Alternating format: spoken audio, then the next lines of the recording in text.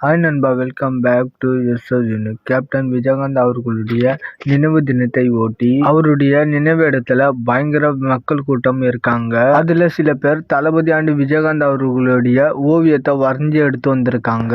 So அதை பார்க்கவே பயங்கரமா இருக்கு. அண்ட் விஜயகாந்த் அவர்களுடைய நினைவு இடத்துக்கு தளபதி வருவாருன்னு சொல்லிட்டு எதிர்பார்த்தோம். பட் ஆனா புஷி ஆனந்த் அவர்கள் தனியா வந்து அஞ்சலி செலுத்தி இருக்காரு. அண்ட் காலையில இருந்து நிறைய அரசியல் தலைவர்கள்லாம் வந்துட்டு இருக்காங்க. ஸோ தளபதி வந்திருந்தா நல்லா இருந்திருக்கும். பட் ஆனா வரல. என்ன காரணம் ப்ராப்ளம்னு தெரியல. கண்டிப்பா தளபதி வர்றதுக்கு ஏதாவது ஒரு முக்கியமான ரீசன் இருக்கும். பட் ஆனா இப்பவே பாத்தீங்கன்னா செம்ம கூட்டம். கோயம்பேடு ஃபுல்லா செம்ம டிராபிக். அதுவும் தேமுதிக பேரணிக்கு அனுமதி கொடுக்கலன்னு அனுமதி இல்லாமலேயே பேரணி நடத்திருக்காங்க. ஸோ இந்த ஒரு மெசப்ல தளபதி வந்தாருன்னா அது இன்னுமே அதிகமாகும். அதனாலேயே விஜய் ஆண்டனி நடத்த இருந்த கான்சர்ட் எல்லாம் போஸ்ட்போன் பண்ணிட்டாரு.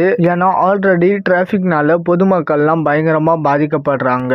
இந்த ஒரு ஆங்கிள் பார்த்தா தளபதி வராதது நல்லது. பட் கேப்டன் விஜயகாந்த் அவர்களுடைய மகன் விஜய் பிரபாகரன் அவர்கள் நேரா வந்து இன்வைட் பண்ணதுக்கு அந்த ஒரு மரியாதைக்கு கூட்டம் குறைஞ்ச உடனே நைட்ல வந்து அஞ்சலி செலுத்திட்டு போலாம். சோ அந்த மாதிரி ஏதாவது பண்றாரான்னு சொல்லிட்டு வெயிட் பண்ணி பார்க்கலாம். அண்ட் கேப்டன் அவர்களுக்கு இறந்தப்பதான் பயங்கரமான கூட்டம் வந்துச்சுன்னா இப்போ முதலாம் ஆண்டு நினைவு அஞ்சலிக்கும் பாத்தீங்கன்னா அவ்வளவு கூட்டம் வந்திருக்கு. கட்சி தொண்டர்களை தாண்டி நிறைய பொதுமக்களும் வந்து அஞ்சலி செலுத்திட்டு இருக்காங்க. சோ இதுதான் கேப்டன் விஜயகாந்த் அவர்களுக்கான வெற்றி. சோ வாழ்ந்தா இந்த மாதிரி வாழணும் அப்படின்ற மாதிரி ஒரு வாழ்க்கை. அண்ட் தளபதியும் இந்த மாதிரியான ஒரு தலைவரா இருக்கணும்னு சொல்லிட்டு விஷ் பண்ணிக்கலாம். கண்டிப்பா இருப்பாரு அப்படின்ற நம்பிக்கையும் இருக்கு. ஓகே நண்பா, இந்த மாதிரி தளபதி பத்தின அப்டேட் தெரிஞ்சுக்க மறக்காம எஸ்எஸ் யூனிக் சேனலை சப்ஸ்கிரைப் பண்ணி சப்போர்ட் பண்ணுங்க. இதோட வீடியோ முடிச்சுக்கிறேன். ஓகே, பாய்.